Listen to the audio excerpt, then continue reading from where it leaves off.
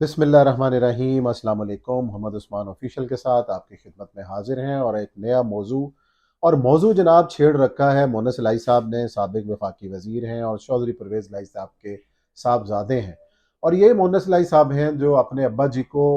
मजबूर कर कर उस वक्त मजबूर करके कि जब इनका तमाम तर मामला पीडीएम के साथ तय पा चुके थे, पीडीएम के ये वज़ीर आला पंजाब थे, रात को मिठाइयाँ बांटी जा चुकी थी, दुआएं खैर हो चुकी थी और सुबह ये फैसला तब्दील करा के अपने अब्बा जी को बनी गाला ले गए और इमरान खान साहब से हाथ मिलाया और उसके बाद पंजाब की वजारत आला इनके हिस्से में आ गई। अब एक इंटरव्यू ने एक तहलका मचा दिया है और तहलका भी ऐसा कि जिसमें खबरें ही खबरें और आज तक वो मौजूद डिस्कस हो रहा है।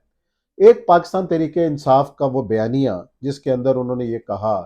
कि साबिक आर्मी चीफ जनाब जनरल कमर जावेद बाजवा साहब जो अब रिटायर हो चुके हैं, अपनी मुद्दत मुलाजमत पूरी कर कर 6 साल गुजार कर वो रिटायर हुए, उन पर इल्ज़ाम लगाया गया कि इन्होंने रजीम चेंज करवाया, इमरान खान साहब को इक़्तिदार से निकलवाया। हालांकि मोनस इलाही साहब बड़े क्रेडिबल हैं, उन्होंने इंटरव्यू दिया एक सीनियर सहाफ़ी को और उसमें यह कहा कि जनाब इमरान खान साहब के हवाले से तो बाजवा साहब ने हमें कहा कि आपने पीडीएम की तरफ नहीं जाना, इधर आना है, इमरान खान से हाथ मिलाना। तो ये तमाम का तमाम एक साबिक वफाकी वजीर जो इमरान खान साहब के दौर में वफाकी वजीर रहे, उनकी जानिब से ये कहने तो पूरी का पूरा बयानिया उन्होंने उलट दिया पाकिस्तान तहरीक इंसाफ का कि रजीम चेंज बाजवा साहब ने कराया। हालांकि ये तो कह रहे हैं कि जनाब रजीम चेंज नहीं, हमें तो बाजवा साहब ने कहा कि इमरान खान से हाथ मिलाओ। अब ये बात किस तरीके से समझ आती है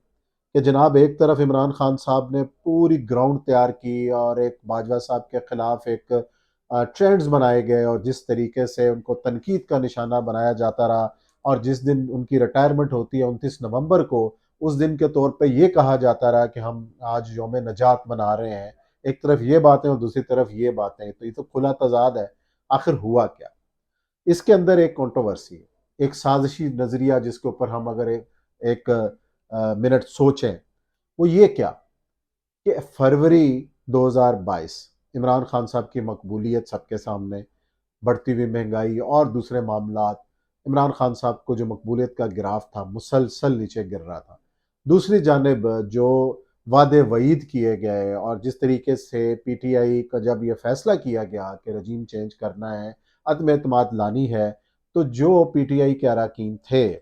उनसे ये वादे किए गए कि जनाब आप अगर पीटीआई छोड़ते हैं तो अगले इंतखाबात में आपको नून लीग का टिकट दिया जाएगा। और नून लीग उस वक्त अपनी मकबूलियत की मिराज पे थी। अगर इमरान खान साहब अपनी अदम मकबूलियत के मिराज पे थे तो नून लीग का तोती पोल रहा था और टिकटों की तकसीम के वादे किए गए। राजा रियाज साहब का बयान तो खुलकर सामने, जो मौजूदा अपोजिशन लीडर हैं, उनको ये कहना था कि जनाब मैं तो अगला इलेक्शन नून लीग की टिकट पे लड़ूंगा फैसलाबाद से। इस तरीके से जरदारी साहब ने कुछ लोगों से वादे किए कि वो पीपल्स पार्टी के टिकट पे लड़ेंगे, कुछ लोग मुस्लिम लीग नून के टिकट पे लड़ेंगे। तो एक नजर आ रहा था कि अगली आने वाली हुकूमत जो है वो नून लीग की होगी। एकदम ऐसा क्या होता है, खान साहब एक जलसे के अंदर मार्च में खत लहराते हैं,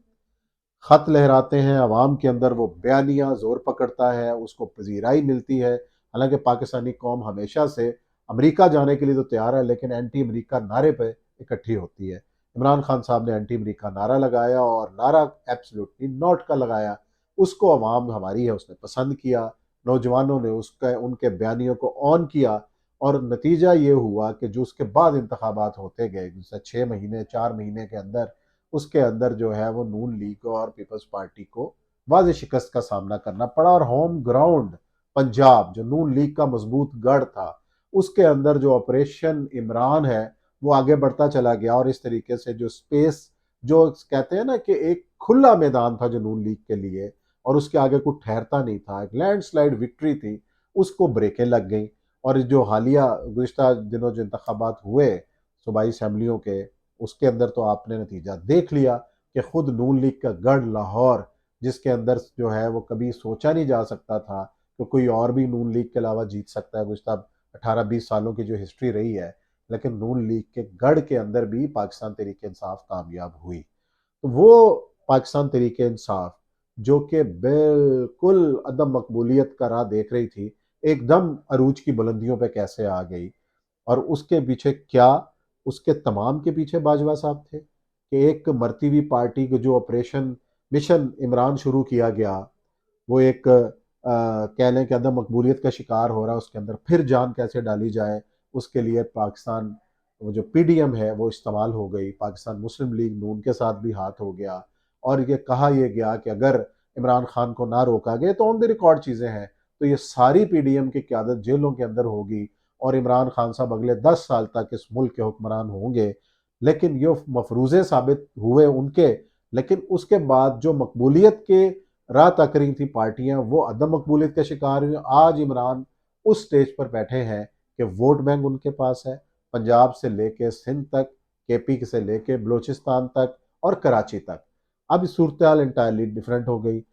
محمد اسلائی صاحب کا پھر ذکر آئے گا، تو کیا یہ مشن عمران کو بچانے کا سارا منصوبہ تھا کہ جو آج سب کے سامنے ہے؟ ہم تو آج تک یہی سمجھتے رہے، یہ خان صاحب بھی قوم کو یہی بتاتے رہے کہ جناب یہ رجیم چینج کے پیچھے باجوہ صاحب ہیں، تو آج تو پھر اس کا مطلب یہ ہے کہ رجیم چینج نہیں ہوا بلکہ مشن عمران زندہ ہوا، تو اس کا ساتھ تمام سہرا باجوہ صاحب پہ ہے۔ اب تو باجوہ صاحب پر پابندی ختم ہو، بہت ساری باتیں انہوں نے کہی بھی ہیں، کہہ بھی گئے کہ جی عمران خان صاحب پر ہم نے اندھا اعتماد کیا، ان کے اوپر ہم نے انویسٹمنٹ کی، ان کا ہم نے ہر سطح پہ ساتھ دیا، مونا اسلائی صاحب نے ان کی تصدیق کی۔ لیکن اب جو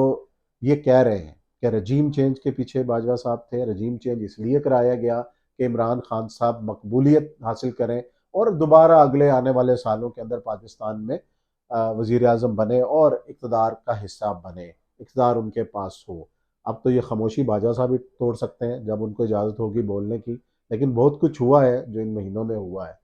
بہت ساری چیزیں اب سامنے آنے والی ہیں، تو انتظار کیجئے اور کون سچ بولتا ہے اور ایسے سچ آپ کے سامنے آتے ہیں۔ اللہ